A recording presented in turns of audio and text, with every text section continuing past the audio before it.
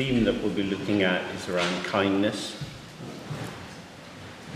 It's difficult to be kind to others if we're full of our own stuff and agitated. We don't really have any space to receive them if we're in that state. So we can begin just by doing some of the familiar calming meditation. Excuse me, sitting quietly in an erect position so that your skeleton is carrying your weight, your muscles can relax. Usually for this practice we gaze down the line of the nose and focus our attention on the sensation of the breath at the nostrils. And whenever your mind wanders away onto something else, as soon as you notice it, you bring it back very gently to the breath.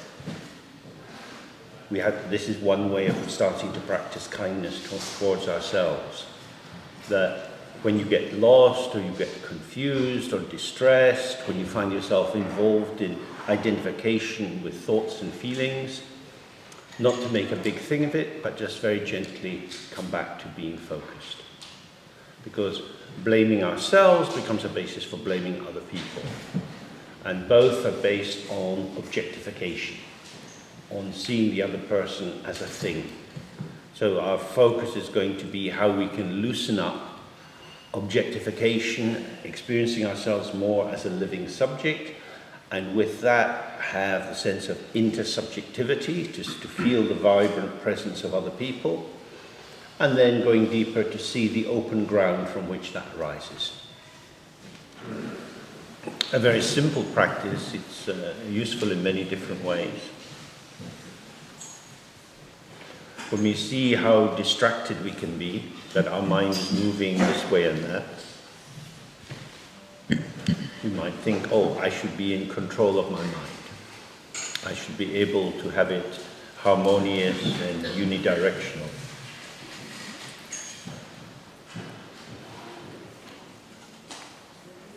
But we have many, many different voices and feelings arising inside ourselves. When we look outside and we see other people, we see the shape of their body and they look like a unitary subject. Each person in this room seems to be someone. And then when you sit with your own mind, you find that you are multiple. Everyone else is just one person and we are many different people. Well, probably that's not true. Most likely everyone is multiple. Everybody has contradictory feelings and emotions, memories, desires, that we are, you could say, divided against ourselves or unable to integrate ourselves. Or if you just tilt that slightly, you can see that we have so much potential which can move in many different directions, and this is the basis of being able to respond to other people. If we were only one thing with the same resonance all the time, there would be lots of people we wouldn't be able to connect with. But the more we allow these different pulsations of who we are to be there, the more possibilities of real connectivity arise. So this is one of the things we're going to attend to. Do I exist as someone? Am I someone? Or am I some many? And if I am multiple, what is the organizing feature of that? Generally speaking, in Buddhism, we say that when we look for the self, we can't find something, and that clarity of the non-existence of an inherent identity, some definitional form of who we are, that's a path of wisdom. We see, oh, I thought there was someone there, but there isn't. So, I don't exist. And yet, we manifest. So, who is manifesting? We find ourselves emerging in different ways, in different situations with different people. So from this point of view, wisdom is to see that you don't exist as a thing. You are fundamentally unreliable. But that doesn't mean that you're nothing at all, because we manifest in relation to other people. We manifest in relation to the weather. If it starts to rain, we walk in a different way from if it's dry and sunny. If the wind's very strong, again, we walk in a different way. If you're going up the hill and you're on the smooth, old cobbled stones, you walk in a different way from if you're going up the stairs. So we find our body is in relation to the world. Our speech is in relation to other people. We talk in different ways with different people. And also our mind operates in different ways according to different situations. We see people and we want to relate to them. And so we get a sense of how they are, and our thoughts formulate in a way of making connection with that particular person. So in this way we can start to see that we are a potential which manifests in relationship. However, if we are self-preoccupied, if we are caught up in a bubble of ourselves, then it's quite difficult to get the felt sense of who another person is. And it's also quite difficult to free our potential so that we can actually respond in a fresh way to other people. And we tend then just to be in our own little vibration, which will attract or repel different people at different times. We are being true to ourselves, as it were. And from the Buddhist point of view, being true to yourself, personal authenticity is a problem rather than a virtue. Because being true to the other, that is to say, being able to have empathic attunement, being able to relate to how other people are, is more important than maintaining this edifice of the self. And it is maintained. So when we're doing this simple sitting practice, and we see how we like some particular thoughts and we don't like other thoughts, we're actually constructing the edifice of an individual identity. We're trying to hold in place some notion of who we are. And then it's as if other people are intruding on us. They do things which annoy us or excite and interest us, and we're pulled out of the pulsation of who we thought we were. Other people can nourish new developments of ourselves, or they can put into question the beliefs that we have about ourselves. But we're still trying to work out, but who am I?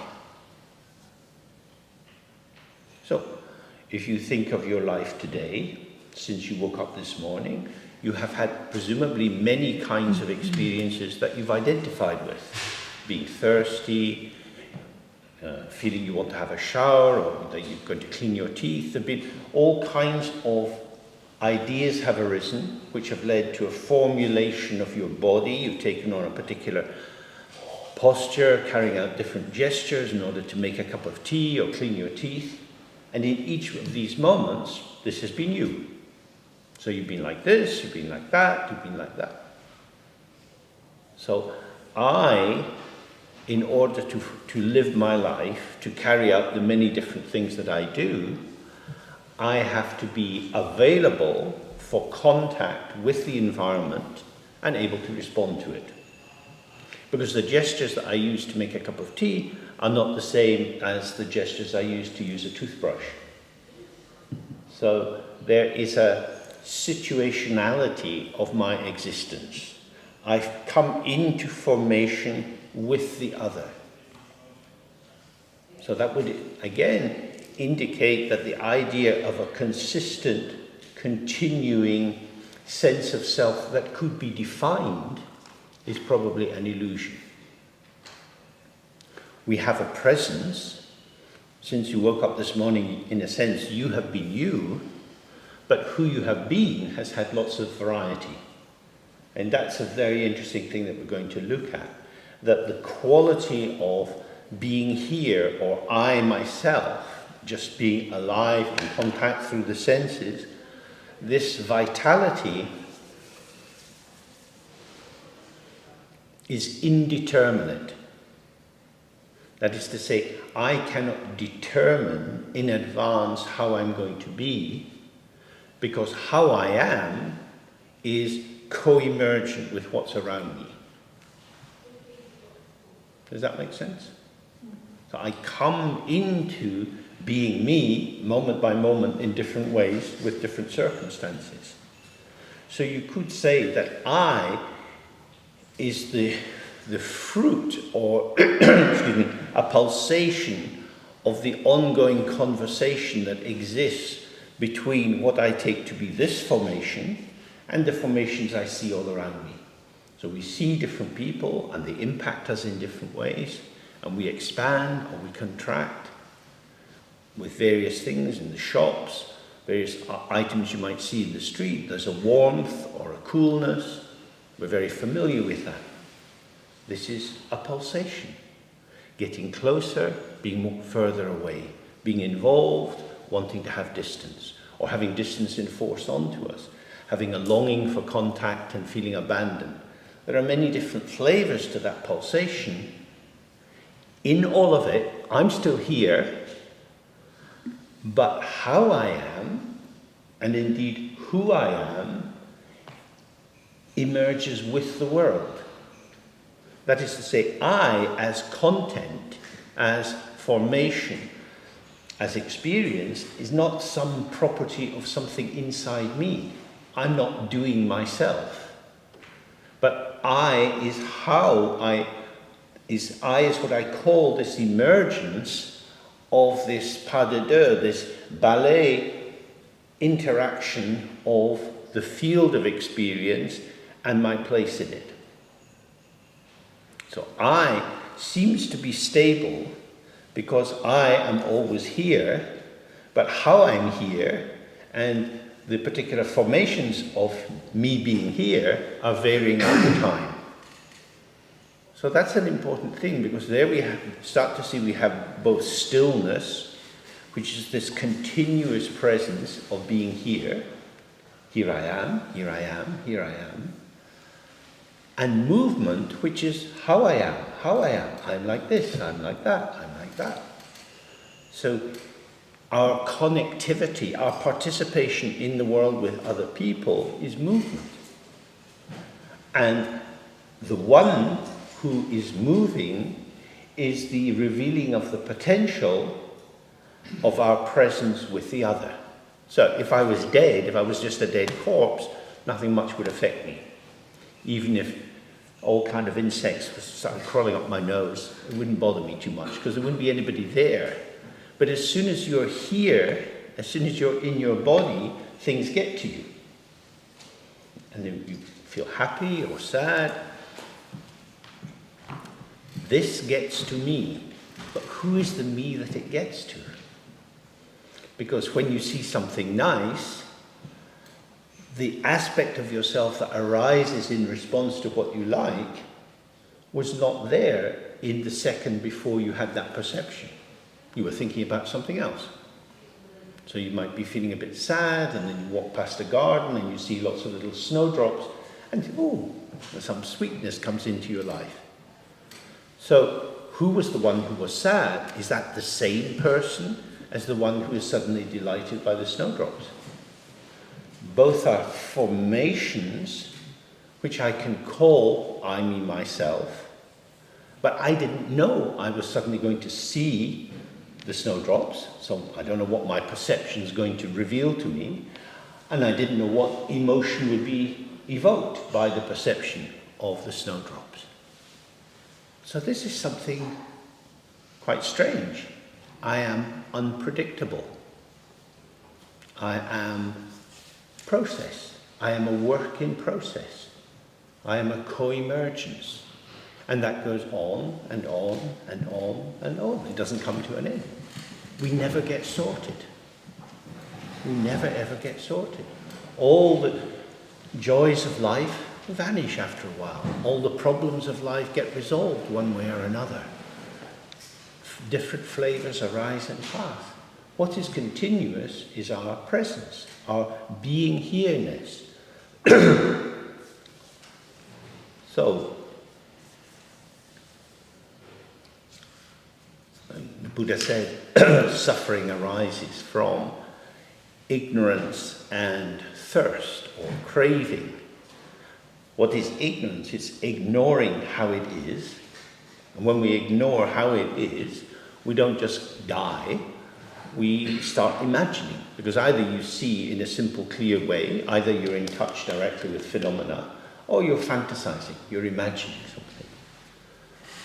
So we imagine a sense of who we are, and then our thirst or our craving arises in how can I optimize the benefits of me being me? Now that I find myself being someone, how will I do this? How shall I live? What should I do? Who should I be friends with? Who should I not be friends with? Thousands and thousands of questions come up. So first thing we have to learn to do is how to edit the field of experience, to simplify it so that we can maintain some kind of metronome of the continuity of myself as I think I am. So I'm starting to construct a self-image which I then want to maintain under circumstances. And then we find we suffer from hypocrisy because we are not who we think we are. We say one thing, but it's never quite true. It's never quite the whole story. We cannot speak the whole story. You cannot give a true account of yourself because even as you start to tell that story, the world is shifting and moving around you because you encounter the response of the other person to what you're saying, which triggers some new connections. So the more we start to explore our sense of self, we see that we have two main possibilities. One is to try to squeeze ourselves into a prefigured shape. And some people have had parents who tried to do that very strongly, giving you lots of rules and regulations, lots of prohibitions, ran a kind of reward economy in the house, so that you could always know what is acceptable and what is unacceptable. But of course, when you go to school, you see that other kids are operating to different rules. And as you get older and you meet other people, you find they have very different rules. In my clinical experience, one of the main problems in relationships is that when two people come together, they introduce themselves but not their rule books. And it takes a while for the rule books to manifest. And then you see the conflict. Because the assumptions that the beloved has about how life should be are not one's own. So they may feel fresh and be open and responsive and wanting to make some life together, but actually there's many frames of reference inside about what can be done, what can't be done, which come back to I like, I don't like, which comes back to maintaining the edifice of who I think I am.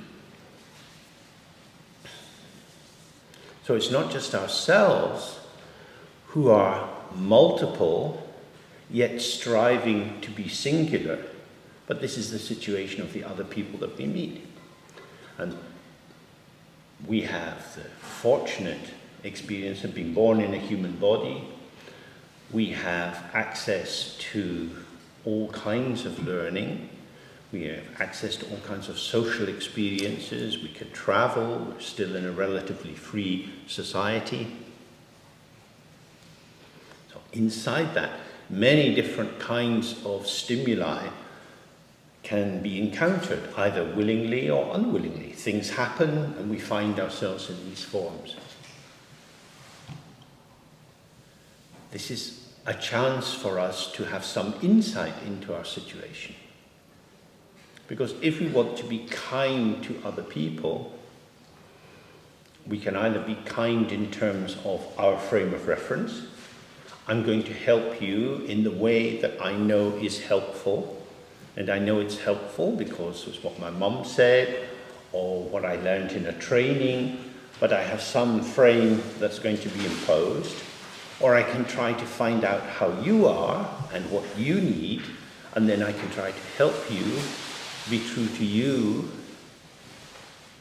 But that's quite a leap, because I may not agree with what you think is you being true to you. I may think you haven't a clue who you are. Therefore, if I support you in being who you think you are, I'll actually be supporting you becoming more deluded about who you are. So how can we know who we are? We're not anyone. We are many one. Many, many. Well, how do we sort it out? So here we have the big crossroads in our practice. We can try to simplify and organize and proceed in a way that makes sense, in a logical, coherent way. Which means being mindful in a slightly hypersensitive way, that there are many things to be avoided and many things to be encouraged. So in the general Buddhist teachings, they say, don't do anything bad, try to do things which are good, which on a general level makes sense. But when you come into the details of life, how will you know what is good and what is bad? There are many debates now about Britain's policy of giving foreign aid. Is that helpful or not? A lot of foreign aid is ripped off by the governments in the countries it goes to, or it goes to very middle-class families who drive around in their World Health Jeeps and so on. There's all kinds of corruptions that can easily arise. If you give money to a beggar and they use it to buy alcohol, is that a good thing or a bad thing? They say they want alcohol. We might feel, well, they probably shouldn't be drinking alcohol, and then we go and have a drink. So we have many different contradictory feelings that arise. And you think, this is terrible. I need to be much more clear about who I am and how I'm going to live, and then I'll be consistent and reliable. And that's probably impossible without a huge amount of self-deception. Because if you pay attention to the phenomenology of your existence, how you manifest moment by moment, you start to notice the multiplicity of the events which are arising simultaneously. We can be happy and sad at the same time.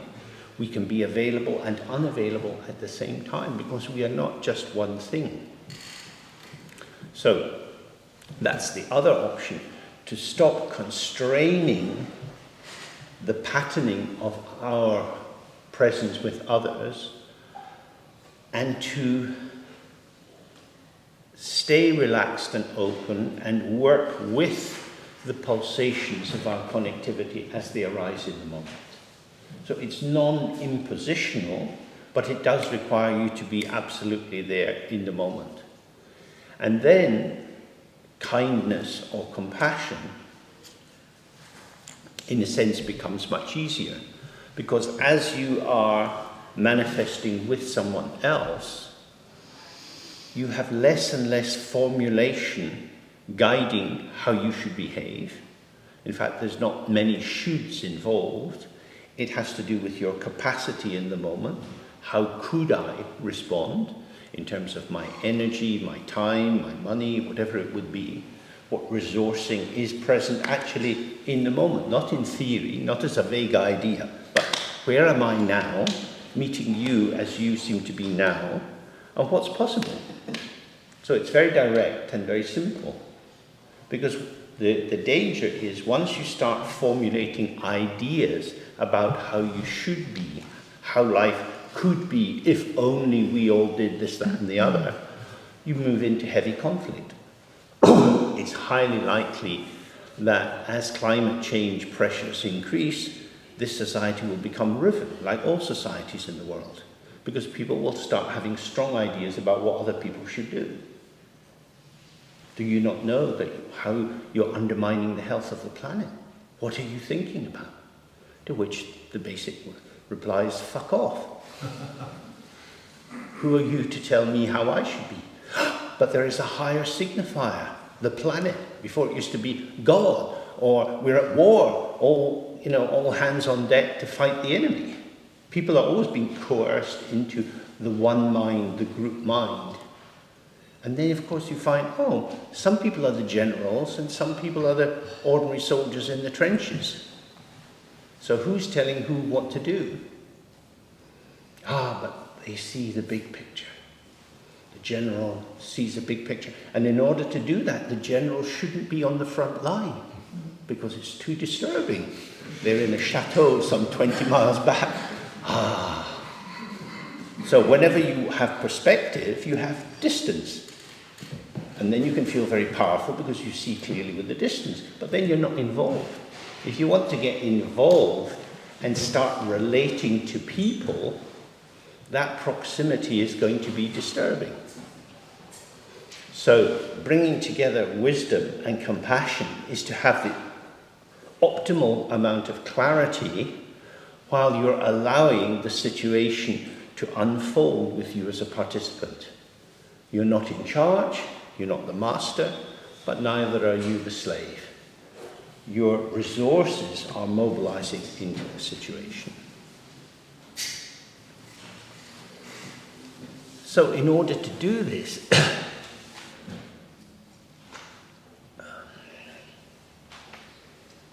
we need to perhaps explore the contradictions that we have. So, for example, a general approach in Buddhism is called the four immeasurable thoughts. And the first is, may all beings be happy and have the root of happiness. So it sounds like quite a good idea. May all beings be happy. May all beings in Macclesfield be happy. If you live in Macclesfield, you may know some people who you feel do not actually deserve to be happy. May all beings in Macclesfield be happy except, and then you make your own little private list. So it's a very interesting thing. Maybe we just take a few minutes to sit quietly and let this thought run through you. May all beings be happy. And then think of people around whom you might have some hesitation. May all torturers be happy. May all paedophiles be happy. May all rapists be happy. May all dentists be happy. Try to see where you would find in yourself some fault line, some restriction that would be blocking that open-hearted generosity. Is happiness something that everyone's entitled to? Or is it something that you earn? You see it as a reward for being virtuous, for being kind, for being helpful. It's just have a chat with someone sitting next to you and see what your belief in that is. You think some people are more deserving of happiness than others? No? Okay, so we might say, may all people with liver disease be able to have a transplant. May all people with liver disease caused by alcoholism be entitled to have a transplant. There was a big debate some years ago about Georgie Best, the footballer. Very fond of drinking. We could say unable to control his drinking, and yet enjoying drinking. So it'd be one thing if you couldn't control it, but you didn't enjoy it. That, as a Scottish Protestant, but if the guy's enjoying it, surely that's a sign that he is willfully on a path to self-destruction. And therefore, why should the taxpayers' money be used to help him get a new liver? So it's one thing on a general level to have an aspiration or a belief, may all beings be happy. But when you come down to the nitty-gritty of limited resources, whether these are hospital resources, tax resources, or our personal energy resources, who should we actually try to help in life? Should you help the ones who are doing well and you can help them do better? Or should you give your resources to the ones who are not doing well at all? There's a saying, a squeaky gate needs more oil. But if somebody is a very squeaky gate and you pour a bucket of oil on them, that whole bucket is not available and it could have been put out in 100 portions to other people who could have made use of it. So applied ethics and really engaging becomes much more difficult than just the general idea. And so from the general point of view of rules and regulations, you can sort things out. But if we're going to be working directly with people, we have to position ourselves closer or further away from them in terms of our own resources and what we can make available. And what would the basis of that decision be? Is there anyone who is unworthy? So what would the basis for being unworthy be? And from the Buddhist point of view, this raises the question of volition. Because if, due to negative behavior in a previous existence, certain karmic traits or tendencies have come very strongly in this life, which are provocative to oneself and to other people, we might say of that person, you are behaving badly. But they might say, well, I don't know why. I always just do this. I just do this. Well, you have to be responsible for your actions. I don't know how to do that. Who is this I? And lots of disturbed children, now we get all these diagnoses like hyperactivity, attention deficit disorder and so on, which in a sense is a psychologizing of a moral fault. At least it was a moral fault 50 years ago when I was a kid, because people told you, you just behave, enough of you. And now we try to understand, well, what are these forces operating inside? Does that make us more indulgent to bad behavior? So these are some of the background flavors we might need to kind of let hover around us if we're thinking about kindness and helping people, and how to mobilize resources in that direction. First of all, of course, that we have to become more clear about how our mind actually is and what constitutes ourself. When we have, if you like, negative habits or self-destructive patterns, which would be smoking or eating or drinking or driving too fast or leaving everything to the last moment, so it's just hanging on the thread of luck. There's all kinds of ways in which we can sabotage the ease of our existence so that we set up things to stumble over. Why do we do that? We probably all have certain habits which are not enormously useful, which have brought us less joy and fulfillment in our life than we might have wanted, and yet we have maintained these habits. So we know we do them. So then the question is, well, who is the doer of the deed? I don't want to do it, but I do it.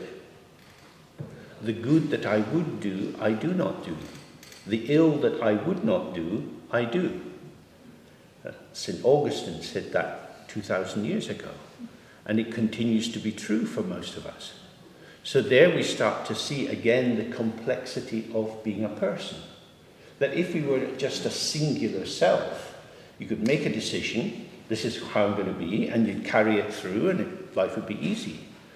But we find ourselves more like a choppy sea with the wind and the tide and there's cross currents, and we're moving in these different directions. So again, we're at the crossroads. Should we be tolerant of that? Should we say, well, this is how it is. I need to be more present, more relaxed, and able to manage the turbulence of existence? Or should I be more firm, more decisive, and try to stay on track? If you're in a yacht and the wind blows, you have to tack. You have to go this way and that way to get across the bay. If you're a steamship or a diesel engine ship, or a nuclear-powered ship, you can just push right through. So a lot of moral thinking is driven by the engine of the will. I decide I'm going to do. I decide I'm going to do. But in life, we find that we are just a little sailboat. And the wind blows, and we tack, and we fall, and we get wet. The waves go over us. So it's very important, I think, to try to see what background metaphors you carry inside you, what kind of images and what kind of entitlements that go with them. Because very often, when people are self-judging and self-punishing, it's because they have some image of how they should be, and that you have to live up to your highest standards. And who gave us these standards? And would it really help if we lived up to them? And what would that mean? So, I mean, in Freudian language, this is the issue between the unconscious, which manifests through us with a major lack of clarity. We find ourselves doing things. Then we have the ego, which is struggling to work out what's going on, but is under the sway of these impulses. And then we have a superego, a kind of top-down notion of how things should be. And therefore we should mobilize to block the forces of the unconscious. We should try to be in charge of our lives. If you get in trouble with the police and you go to court, you will be seen as a rational agent, as if you are in charge of your life, in the way that you should be in charge of a motor car. And you shouldn't let your life go in the wrong direction, because it's your life, not someone else's. It's up to you now. You're an adult. And then you look at yourself, and particularly meditation here is a real bugger, because when you look at yourself in meditation and you allow your mind just to show itself, you find that it's highly disorderly. Your mind is not in your control. Nobody in this room knows what thought will arise in their mind in the next second, in the next minute. How will you be tomorrow morning? You can't know. You don't know. You are in charge of your life in a state of total not knowing who you are or how you're going to be. That is bizarre. These are major contradictions between the clarity of the idea and the actuality of our emergence moment by moment. So, from the point of view of meditation, the clarity, or I would say pseudo-clarity, the false clarity of the imposition of rules and ideas is not very helpful, because it means that you are triangulating your experience. We are here in this room together. We'll take a break very soon. You have a chance to chat with people a little bit.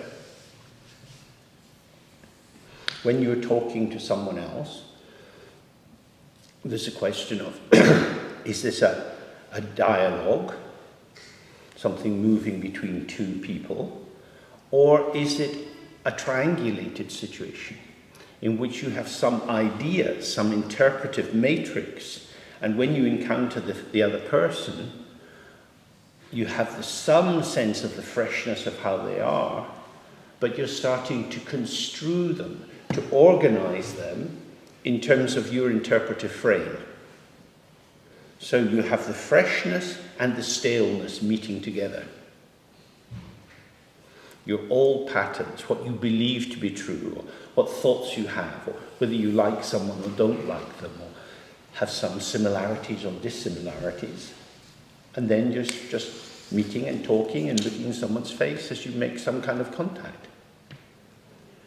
So usually our contact is mediated through our existing conceptual structure. And that conceptual structure is not simple and rational, but is infused with all kinds of emotions and habit formations. Does that seem accurate? So you think somebody starts to tell you about your life and you think, well, that's a bit funny. Well, it doesn't seem to be funny for them. No, but it's a bit funny. I wouldn't be doing that. I don't know, oh, for goodness sake. But for them, it's fine. So how come they're at home inhabiting one way of life that for you is rather strange? You have a judgment. If you dissolve your judgment and just be interested in how they are, how would you make sense of it? How do we make sense of anything? It's usually by comparing and contrasting. So you say something and I think about it. That is to say, I take what you've said or what you've shown and I bring it into relation to my own experience and compare and contrast. Would that seem reasonable? So if I don't know what my template of evaluation is, and I just think, well, I know the truth, then when I'm evaluating you, I don't even know that I'm evaluating you. I'm just thinking, you're weird. It's obvious to me. And to anyone like me, and I hope there's one or two, because it's a damn good place to be. So I then don't see my frame of interpretation, because it's normal, it's who I am. But whenever we meet people we don't understand or can't find sympathy with, for meditators that's incredibly helpful. Because now we're encountering somebody who is other. I just don't get it. I just don't get how you would want to do that. This is really helpful. It makes sense to you, makes sense. That is to say, you have worked out a way of being able to give value to this particular pattern of behavior, but it doesn't make sense to someone else because they make sense in a different way. That is to say, what's happening is two sets of constructs are coming together. And a construct is clearly not something intrinsic. It's not just fresh and here. It's not naive and naked and available. It's built up over time. It's in fact what we call prejudice. It's already judged before the event. So our hesitancies and blocking in contact with other people is very often the cobwebs in our own conceptual structure. It's the unexamined but frequently operated patterns of belief. So, in a sense, we have to do a spring cleaning in ourselves to start to recognize, what are my beliefs? What are my assumptions? What are my judgments? What are they grounded in? Are these cultural beliefs, family beliefs, religious beliefs, economic, political beliefs? And if they are beliefs, then we should try to hear that word belief. If something is true, you don't have to believe it. So if these are my beliefs, I could at least have the courtesy to recognize I am choosing to believe it, although I know it's probably not true. That's why I believe it. And the other person believes something. They don't believe what I believe. So how will I bring these together? We see this very much with American pressure of the companies who should be involved in this fifth generation of communication. We see it in terms of the interpretation of Trump's plans for the settlements in Israel. People have very strong different views about that. Is this justice? Is this absolute injustice? You can go back and you can go through all the historical facts and you join the dots in a different way and you come to a different conclusion. And both parties will have a rationale for their conclusion. And then you start to see, oh, this is where I'm a bit stuck. There's a solidification in me. This is the rock that I'm building myself on. This is not right. This is not right. Am I just creating this for myself? And in my conviction that I'm right, am I annihilating you? Because I know you're wrong. Because you disagree with me and I'm right. The corollary, the necessary parallel to that is you must be wrong. We can't both be right. Because we believe one is true and one is false. So this again brings us back to this notion of singularity. I'm just me. The world is like this. It's assertive. It's putting forward propositions. And when we go into the actual phenomena, we see, oh, you believe that. I believe this. We're both seeking to construct meaning in a world of confusion. And are these constructions that we have, are they valid? Or are they just fantasies that we use to reassure ourselves that the world isn't too scary? So from the point of view of meditation, we should see how we create these beliefs, because then that's something that we hang on to. We cling on to them, and especially when they are unexamined assumptions, we blindsight them. We're hardly conscious of them at all. So that they're an unthought given. They're just operating inside us. And they're invisible, although highly impactful. So by becoming more aware of our beliefs, we start to see, oh, the world as I experience it is the movement of my mind. These thoughts, feelings, patterns, beliefs, pulsing and moving, and other people have the same, so that each person is pulsing according to what they've accumulated through their education and family and so on. And we've drawn into similarity and dissimilarity according to these patterns of experience. But who is the experiencer? Maybe in the simplicity of the experiencer, the presence, the awareness, we have a lot of similarity. But in terms of the self-construct, we come into a lot of difference. So it's the defensive edifice that we've created to give us a reassuring sense of the continuity of I, me, myself, which then becomes the basis of conflict and difference and confusion. So that's what we'll look at more. Then, in general terms, the root of happiness is virtue. If you behave in an ethical way that's causing no harm to others and that brings benefit to others, that creates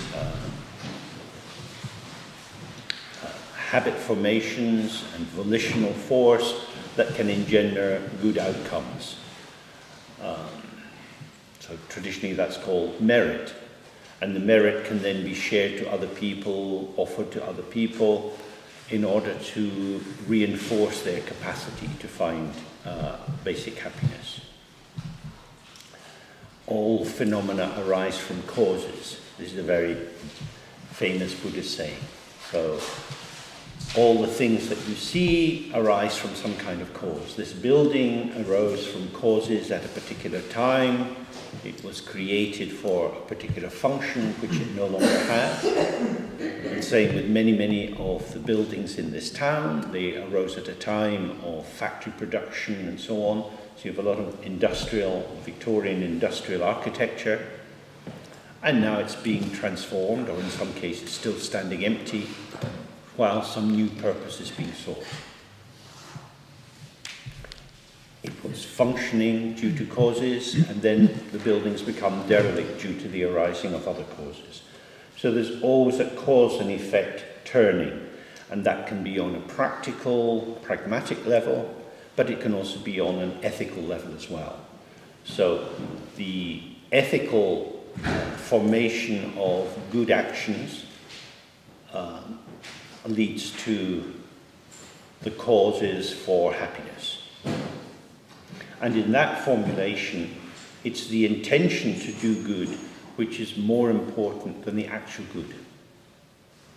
And that's a somewhat radical idea, because often we would say actions speak louder than words. It's all very well blah blah blah, but come on, let's do something. And we see that with politicians all the time. They have these grand plans and they're not fulfilled, and people feel betrayed. Whereas from the Buddhist point of view, it is the mental orientation which is very important. Because even if you have no resources yourself, when you say, may all beings be fed, may starvation in the world decline, may all children have education, may all children be protected from abuse. Although you have, as an individual in your embodiment, you have no power to change that. That intention, because it's a vast intention, has an impact on the environment around you. You're moving from the tunnel vision of your own friends and family and so on, wanting them to be happy, and you're taking it out for people you don't know, people that you might feel you have no obligation towards. So that's on the general level, where we think good causes lead to good results, bad causes lead to bad results. Is there another way of seeing the cause of happiness?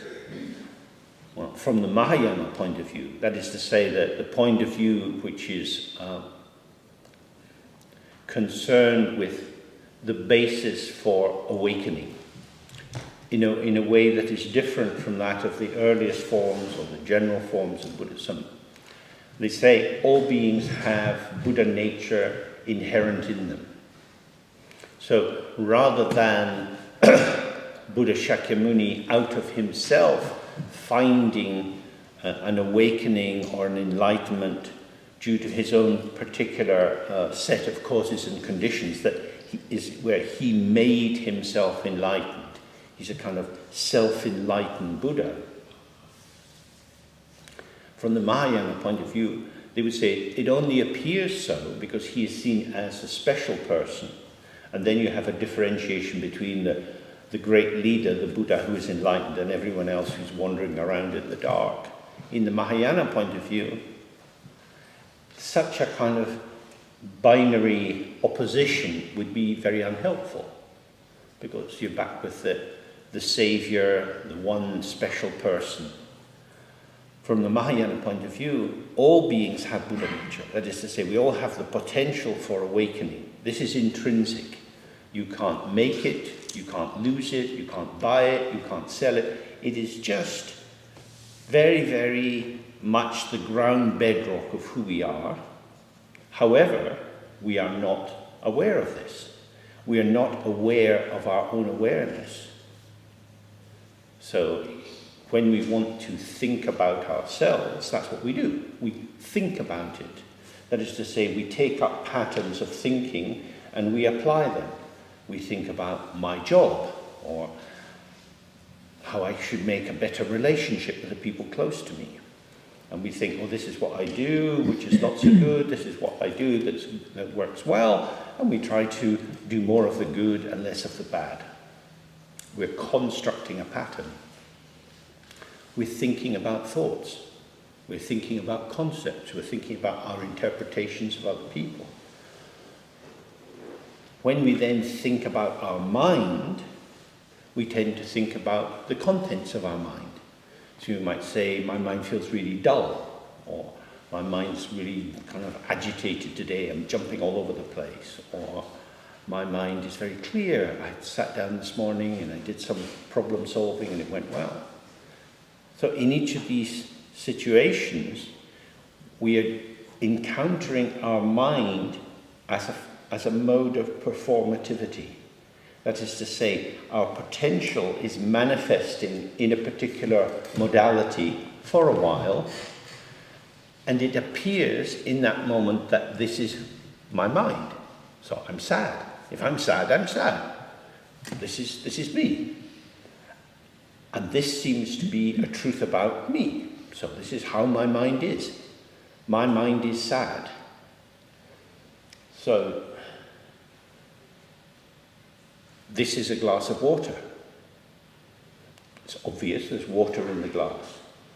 So when water is in the glass, the presence of the content, the water, becomes definitive of the quality of the glass.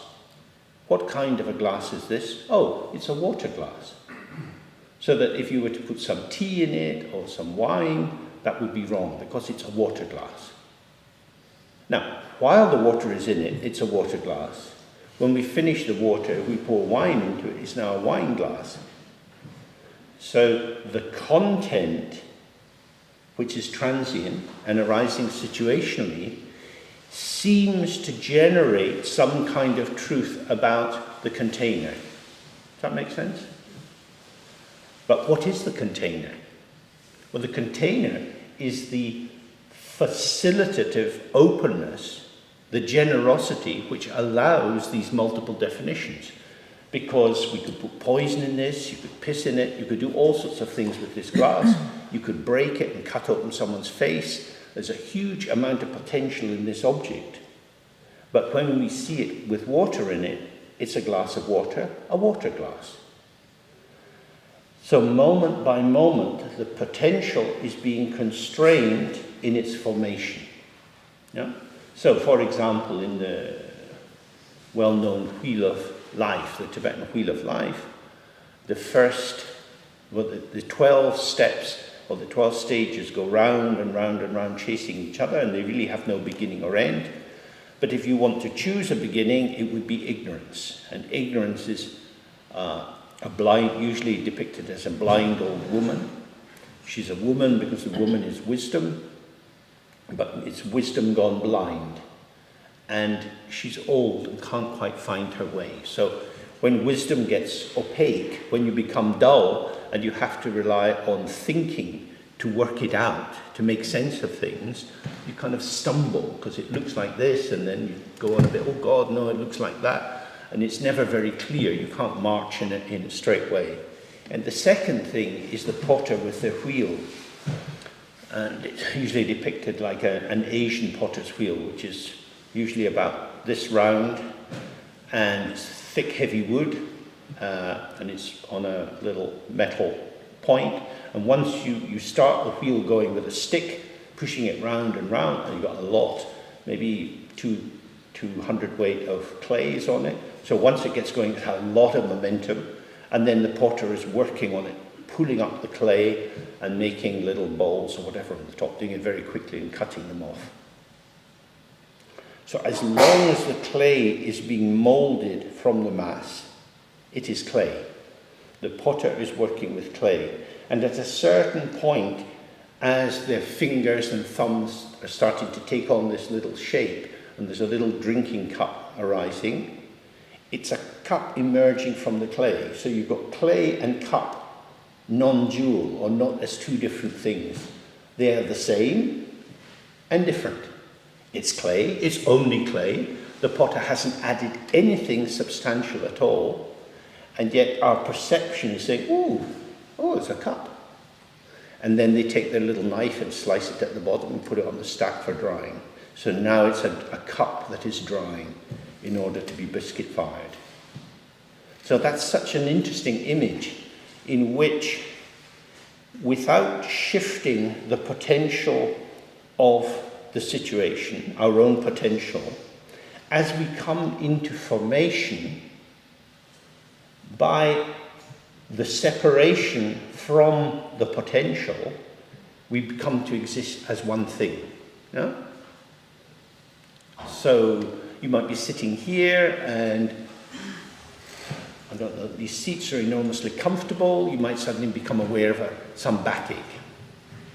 So, oh, my back. So as some sensation like that arises, there's like now the pot's coming out of the clay. Before you were fine, but now you've got this twinge. So there's a shape arising in the flow of your experience. And then if you fixate on that, so, oh God, I have to do something about this, you are increasingly defined by the backache. Does that make sense?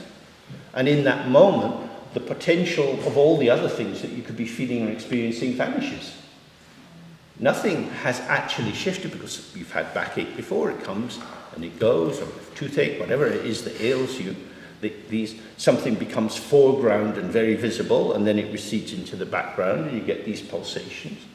But at this moment, This is what I am. This is how I am. This is who I am. And it's made of sensations, feelings, thoughts, which are arising and changing and passing, and in themselves ungraspable. But I've got to saw back. So the causal stream, if you like, is ever shifting and moving. But once it's caught by the thought and given a definition, I've now got something to hold on to. So this piece of clay taken off the mass and cut is now a cup. And when you look at it, cupness is the dominant experience. It's clay, but the clayness of the clay is now being absorbed into the concept of the cup. Does that make sense? Just as your sense of who you are is, oh God, my back, it's really sore. So all of you is somehow, all this life energy and potential is now intensely identified with this particular formation. And then something else happens, and something else happens, and something else happens. So we sort of clonk our way through life being like this, and like this, and like this. And then it's like this. And there's always something else to be. So these are what is emerging in the mind, a content of the mind, which seems to be definitional. So the clay becomes the clay cup, becomes just a cup. And the glass, when filled with water, becomes a glass of water, so it's a water glass. So we shouldn't put anything else in it.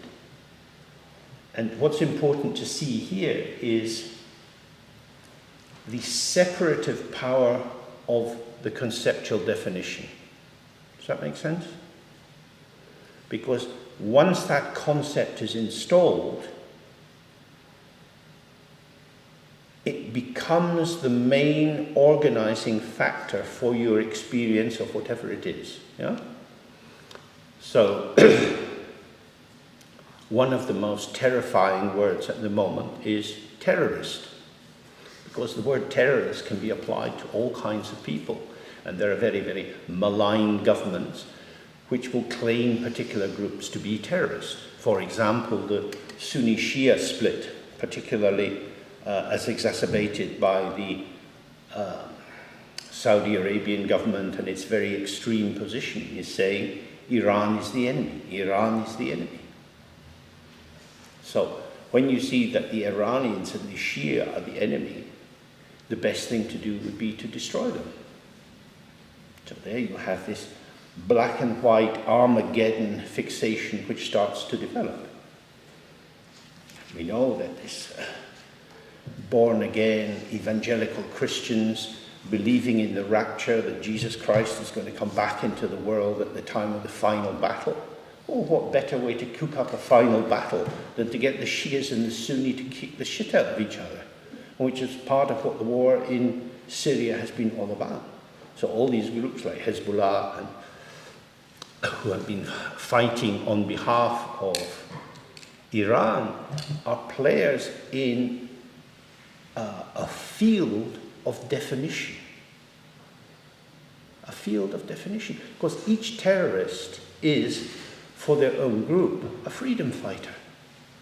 So you have optional definitions. These are people who are fighting to liberate their country or fighting for their own higher values, but because the expansion of their belief feels like an invasion on other people, they're now seen as the terrorists.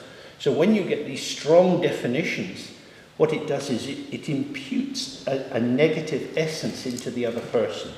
It's not just that I don't like what you do, but the reason you do these bad things is because you're a bad person. You are a terrorist. You are a danger to the world and you should be destroyed.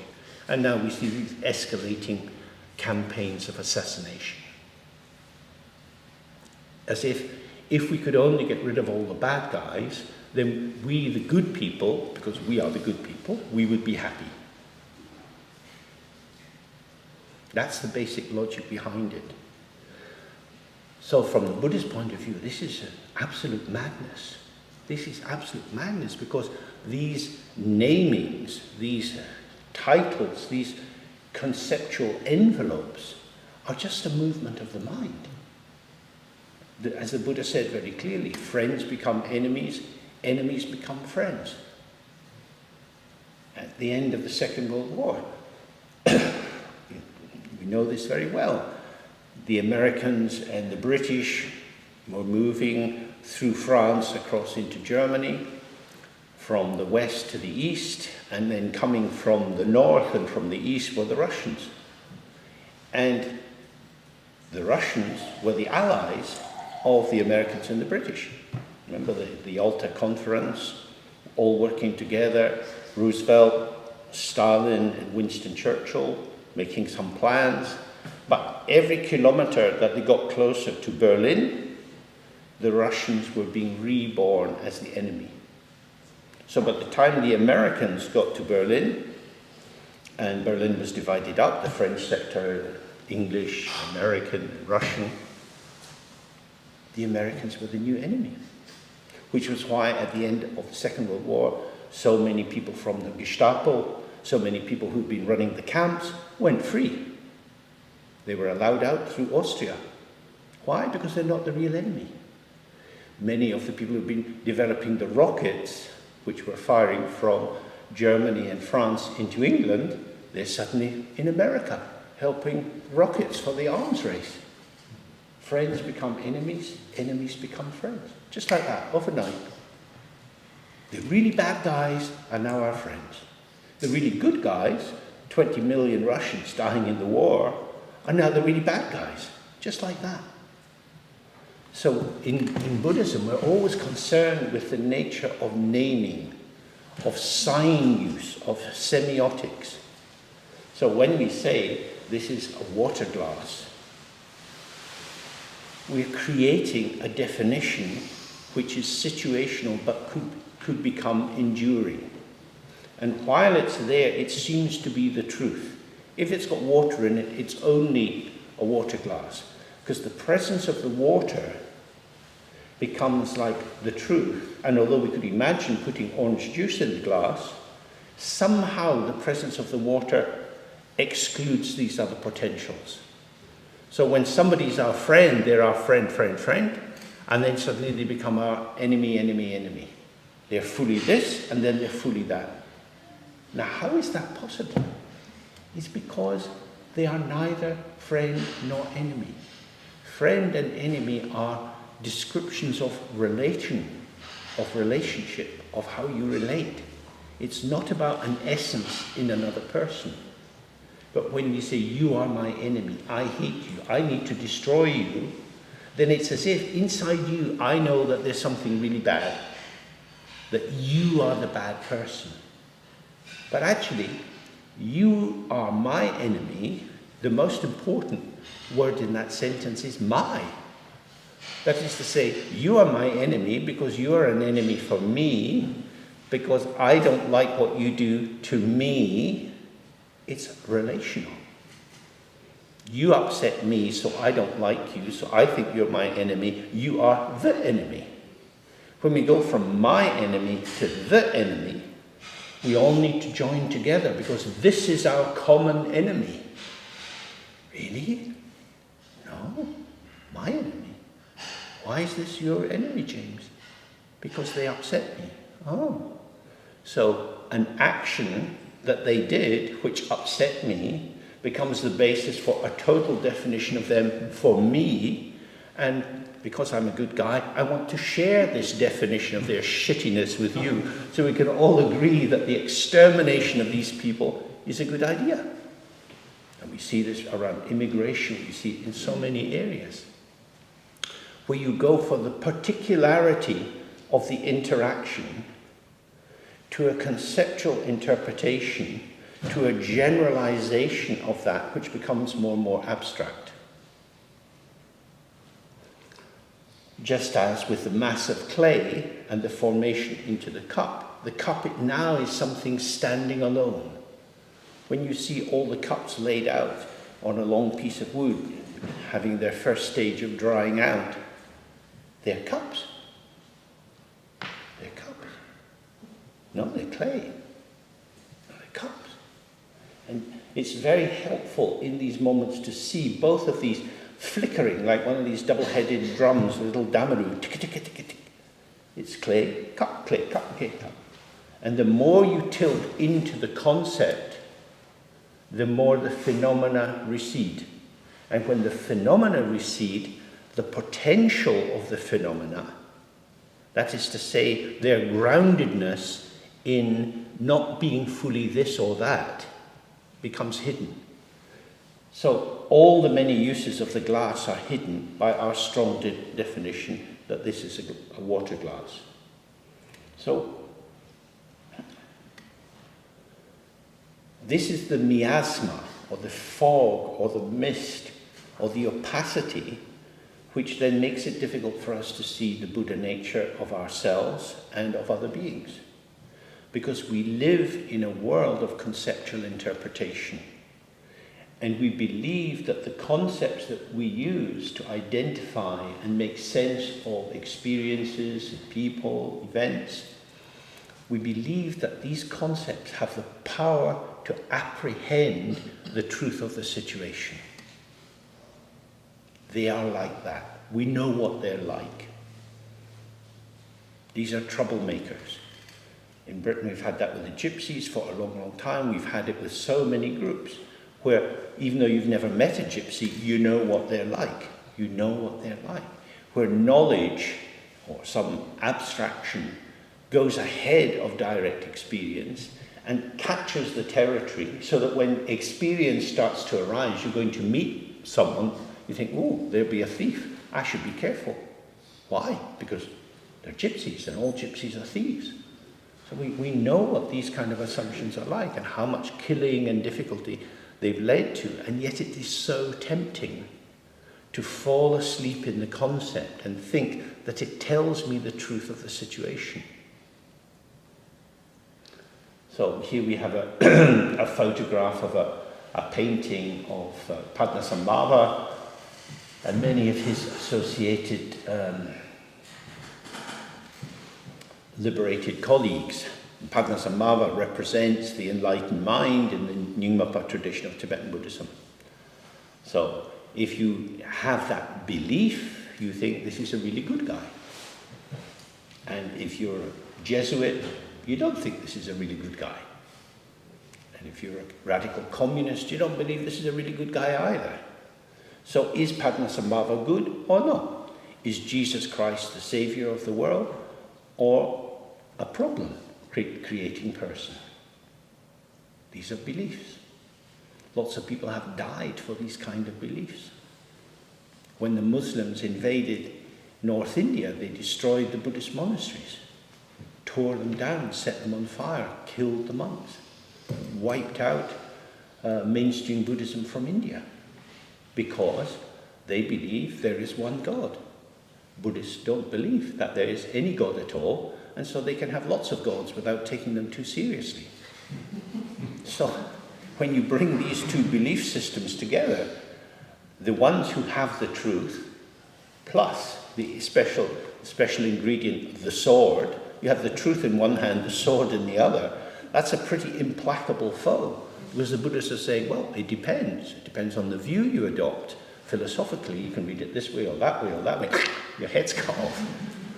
Because dogmatism, monotheistic, monologic, I've got the truth, is there. You see these outside churches. I am the way and the light and the truth. No one comes to the Father but through the Son. Really? Really? That's an outrageous thing to say. That is a completely obscene and oppressive thing. If you was to say nobody in Britain comes to any kind of success unless they're white, you get a lot of trouble if you said that. But nobody gets to heaven, nobody gets eternal life unless they go through this one little door called the Son.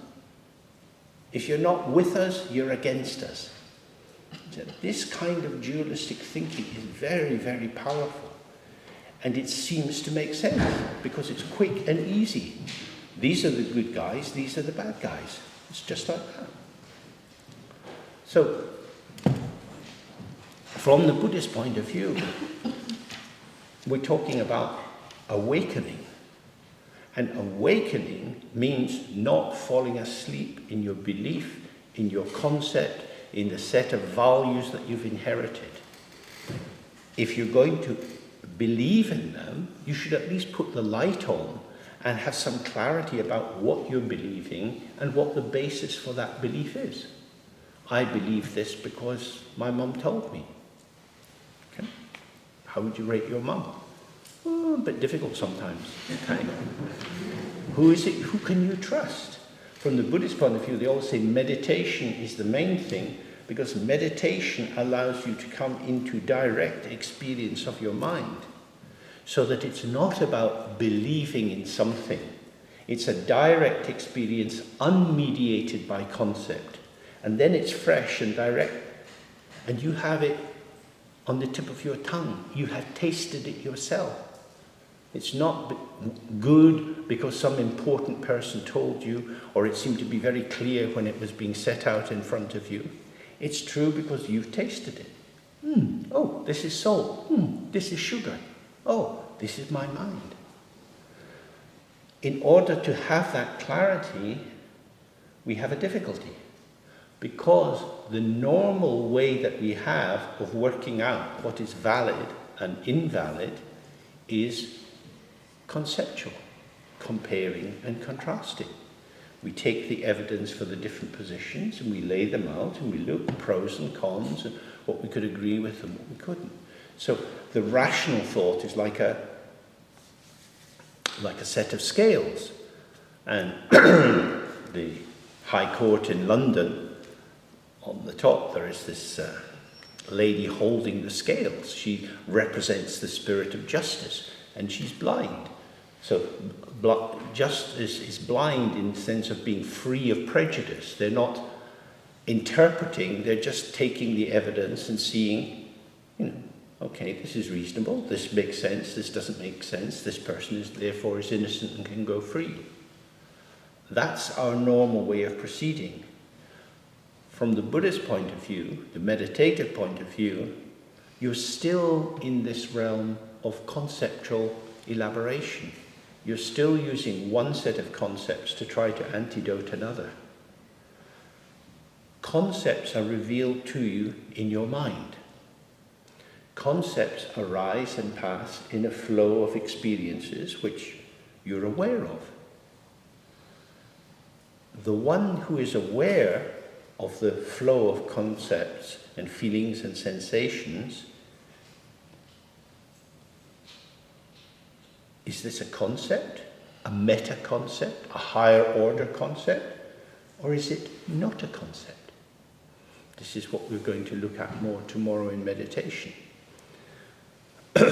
For example, God is a concept. There are many definitions of God. All religions split into sects and they fight each other because they see God in different ways. For example, in the Eucharist, is this the actual presence of the flesh and blood of Christ, or is this a symbolic representation? So a lot of killing went on around this. These are beliefs. These are ideas about something.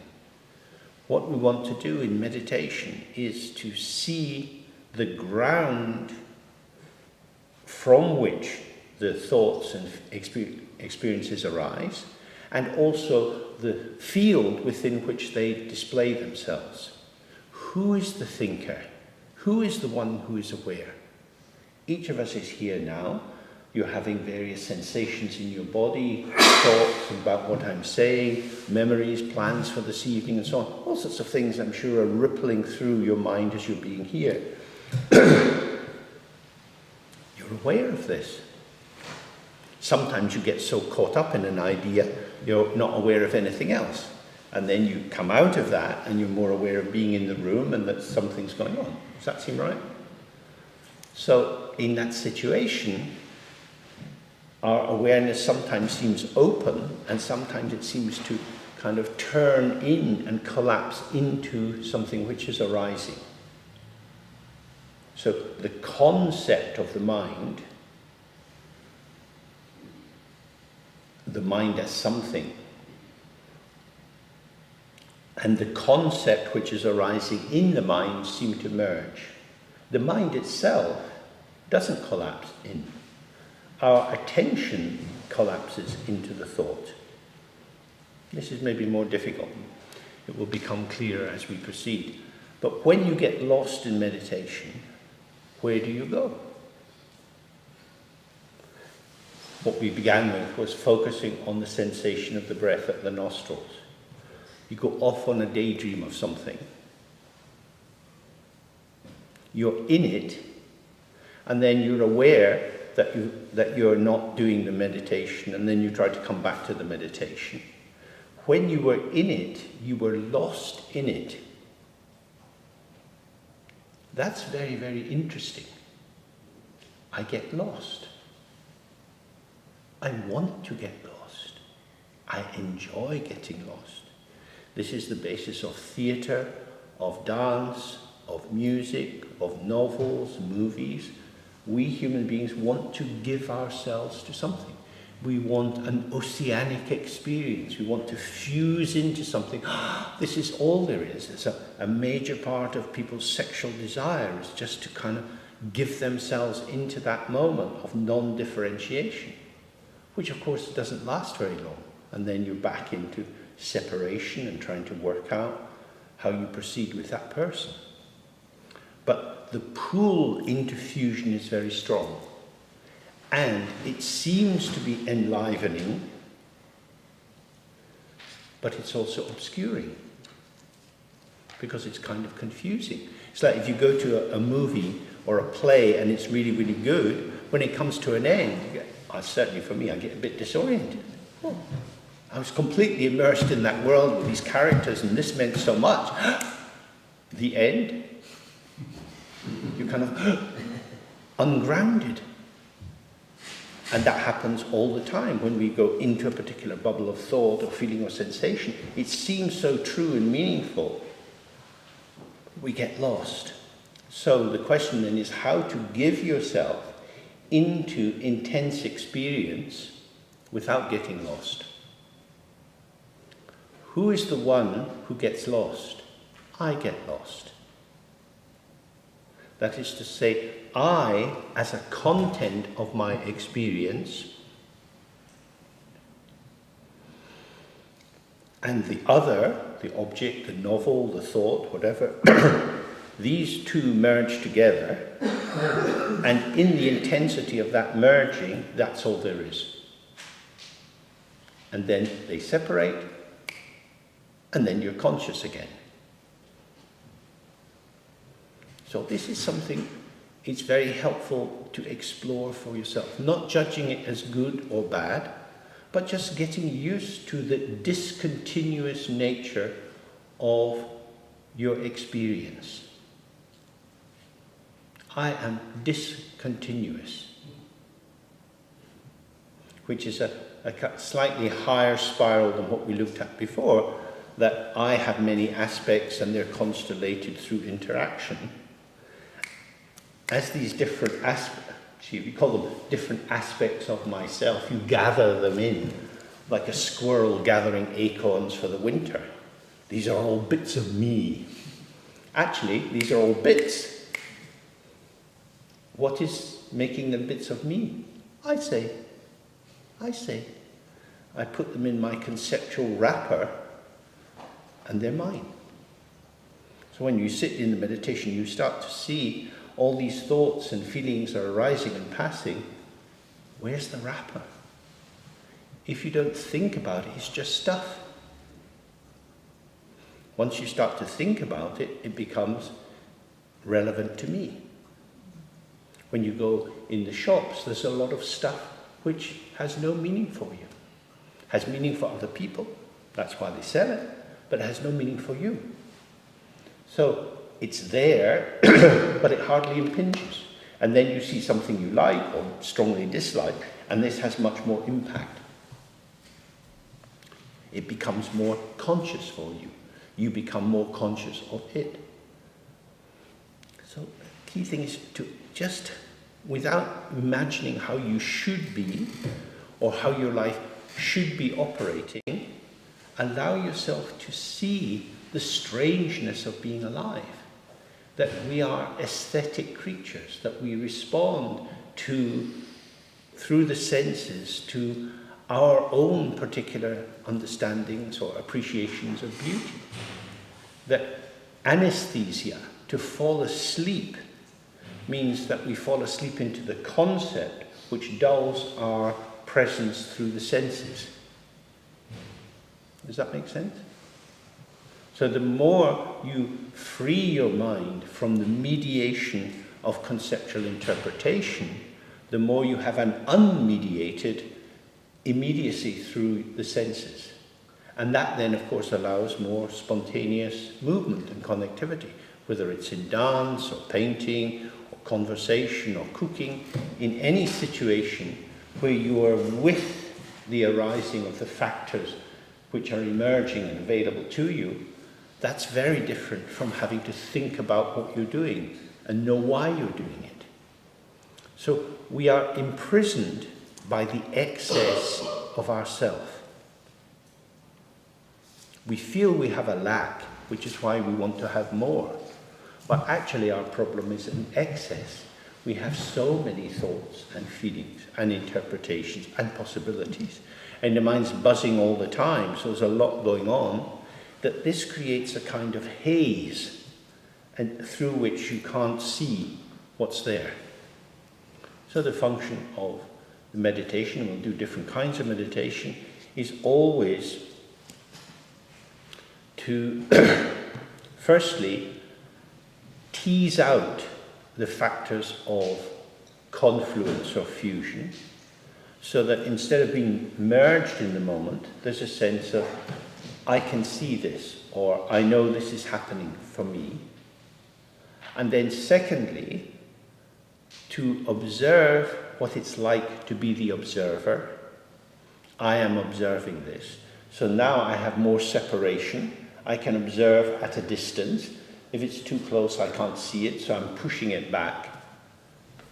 Now the problem is, I'm over here and the object's over there. So the subject and object. When subject and object are fused together, you're just kind of bopping along in your world. 2-year-old children are just kind of in it all the time. And then gradually they start to separate out more. And painfully, we see they become self-conscious. And when children become capable of real embarrassment, they start to have trepidation about how other people will see them. And that it's not very pleasant on an egoic level, but what it does do is it makes them social beings, because we are always wondering, how are other people thinking about me? Who am I for them? So that I am an object and I'm a subject simultaneously. I want to be me and I want you to like me. So in order for you to like me, I have to be the kind of me that you would like. But since you're lying, cheating bastards and you'll never tell me, I'll have to guess and imagine. And also you're not the same.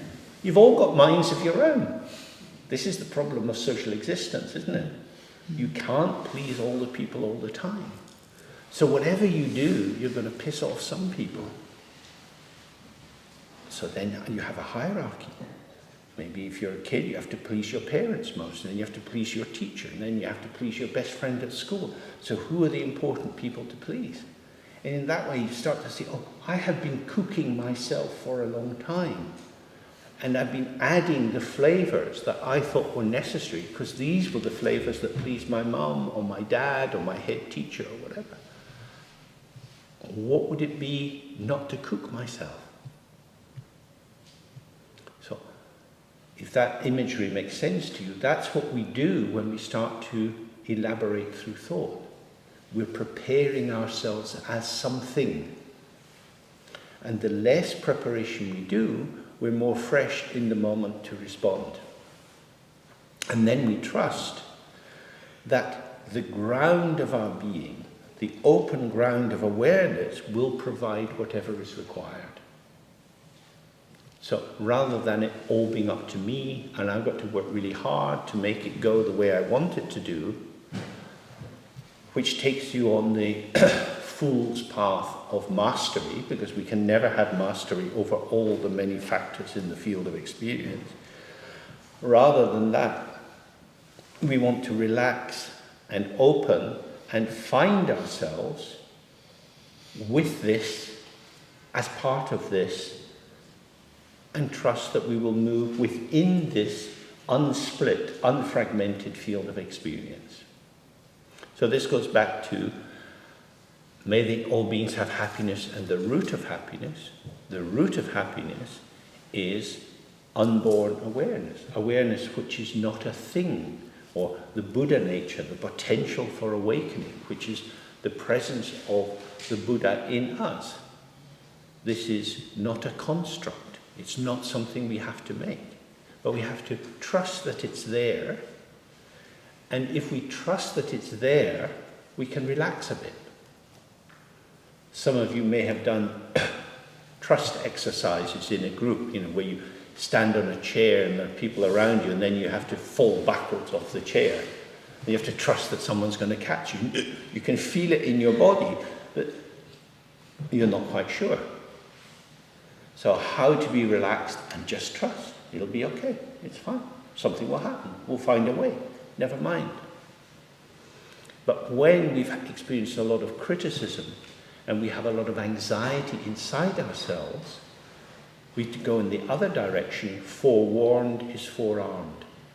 I want to check it out. Why are you looking at me that way? What does that mean?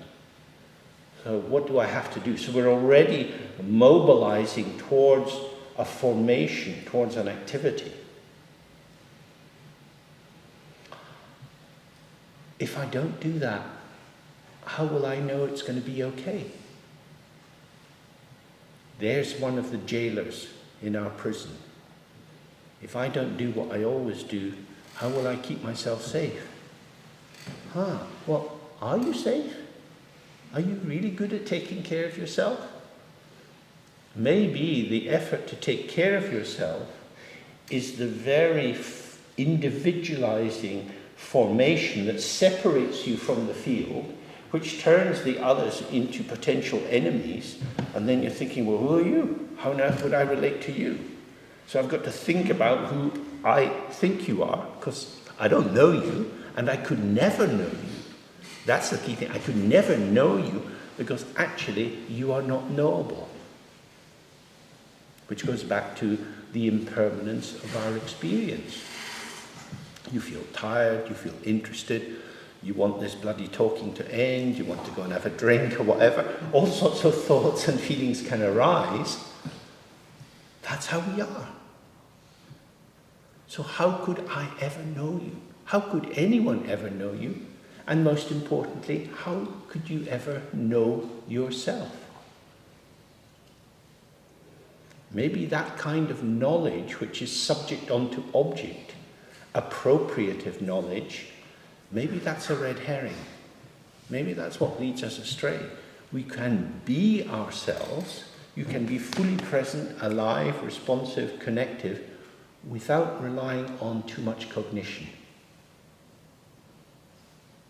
But when you're a kid, you're told, think about it.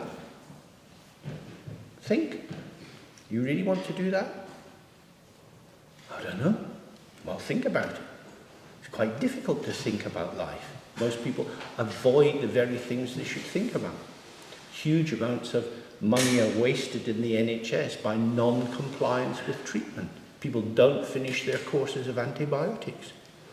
They don't have an asthma inhaler with them.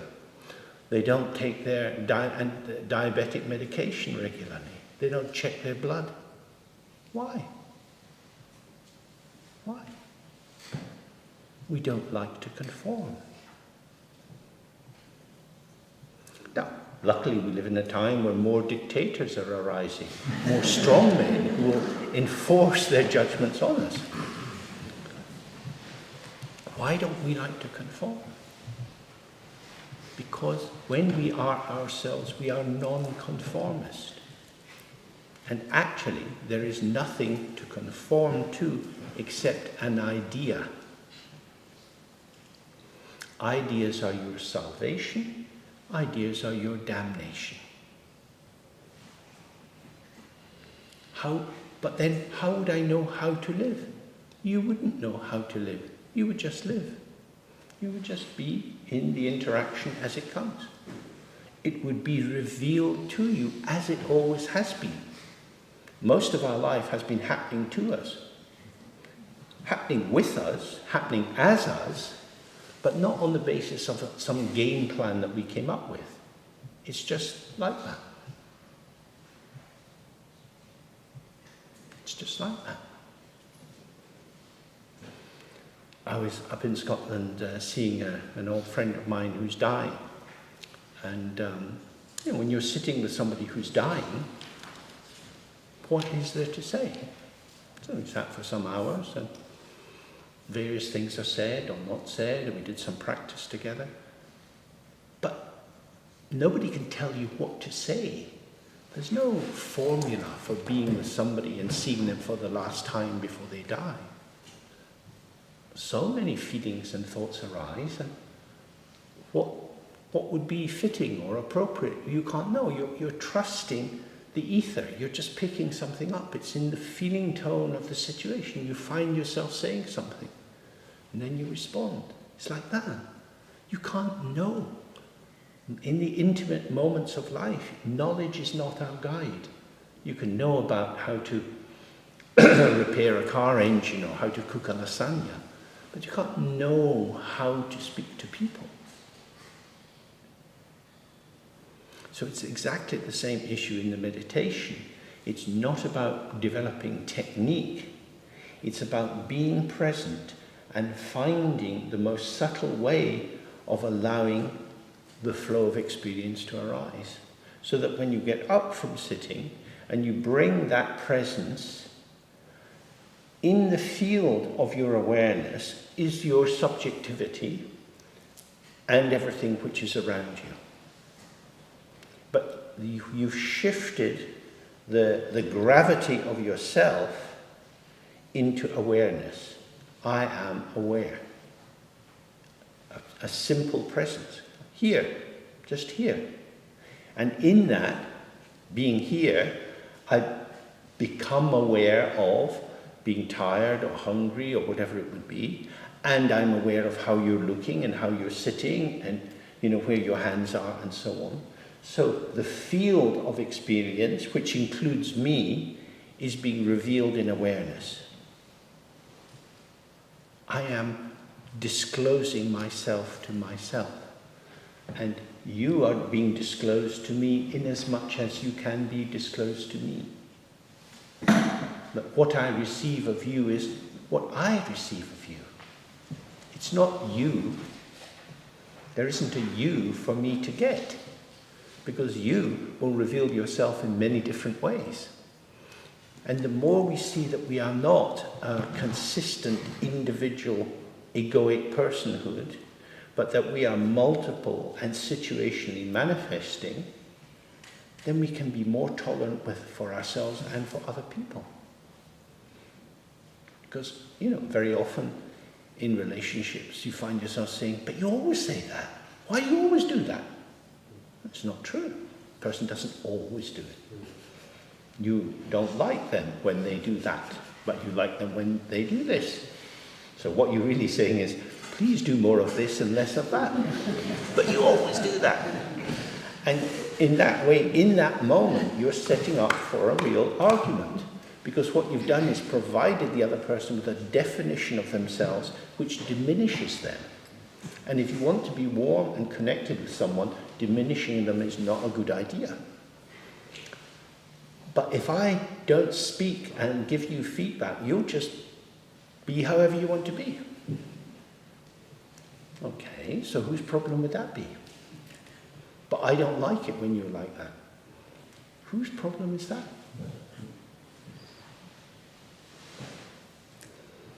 That's very deep. I could correct you, or I could be with my mind. On the train this morning coming down from Edinburgh, there's a woman behind me on her phone a lot, shouting, doing some business deal. I'm thinking, should I say something to her or not? For her, clearly, having this business conversation was very important. I was doing some work, some writing work. I couldn't concentrate with the volume coming right into my ear, so I looked out the window. We're passing through the hills. There's snow on the hills. There's mist coming down into the valley. Thank you, dear woman with the loud voice. Otherwise, I would have been lost in my writing. So it's like that, you know. When these interruptions come, that's fantastic. I am interruptible. I'm not an island. I'm not alone. I'm not an individual. I'm not a thing. I am a responsive presence, a being in the world with others. But I don't always like it. What does it mean not to like it? Distaste. It shouldn't be like that. No, we're going into judgment. It shouldn't be like this. Stay with the first sensation. I don't like it. Who is the one that doesn't like it? What does it feel like? Go back to the direct experience. What does it feel like? Well, I'm tensing up. Okay. Muscles tense, muscles release. Not the first time in your life. It shouldn't happen. I don't want you to make me feel this way. But you're not making me feel this way. I am making myself feel this way on the basis of how I interpret how you are. So if I can give you the freedom to be how you are, I also get free. But if I try to control you, to make you the way I want you to be, you will not be free and I will not be free either, because I won't be able to make you the way I want you to be. Because unfortunately, I don't really know how I want you to be. It's just in this moment, I don't want you to be like this. Because I am fickle. So this is so important for us. The closer you get to the actual phenomenology of existence, how the phenomena arise and pass, it's an ever-shifting, moving sea, and so you have to be lighter in yourself. Less bossy, less controlling, less directive, more flexible, more responsive, more finely attuned. So that the wisdom of not knowing leads to the intimacy of connectivity. Today is Brexit Day, which is something or nothing. And this is a positioning which has occurred on the basis of concepts. People have had different ideas about Great Britain and its history and standing alone. Other people have had more friendly concepts about Europe and so on. And the voting, the referendum, was a meeting place of different ideas. And since then, there's been a lot of disquiet and confusion about ideas. It is a whole conceptual drama. And now, and of course, the conceptual drama was led by the inability to think. When the main slogan is Brexit means Brexit, you have to understand that you're at the mercy of idiots, because Brexit isn't anything. It doesn't exist. We haven't come to the point of Brexit. This is a process which never ends. Life never ends. Life, from the very beginning, is an endless conversation. There is no final solution. You know, that's a term which has terrible connotations with the Third Reich. But the idea that you can make a situation or a people or national identity something definite and bring a final solution so that all problems will end is ludicrous. We are all living in processes of incredible complexity. And learning to live with complexity is what's required of us.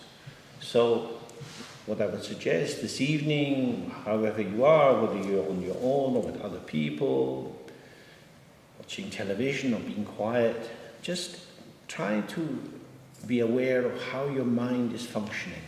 And if you find yourself having judgments about things, strong opinions about things, don't block it, but just try to think, what is that like when I seem to have a definite knowledge, this is bad, or this is wrong, or this is a tragedy?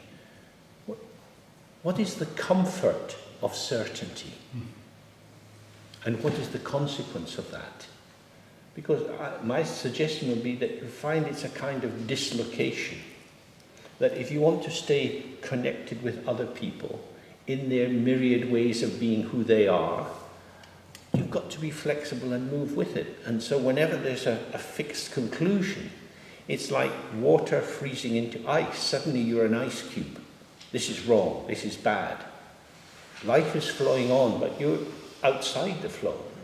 And you have to melt your belief and just say, oh, these things happen, something else will happen, we don't know. And soften yourself so that you're back in the flow. And we can see that so many problems are arising from position taking, which is water into ice. Or on the other hand, people saying, I don't know, but not in a relaxed, spacious, aware way, but just steam, cloudy, vague, diffused. So the middle way is just flowing water, because water is very intimate. And the water down the river, it's touching the stones, caressing the stone. It is contact without either fusion or isolation. So we need to observe ourselves and think, how does this operate for me? And the clearer we are about what it's like, we can start to see, oh, maybe being frozen, being certain, being decisive is actually not as useful as I take it to be. It ends up in isolation, in standing apart.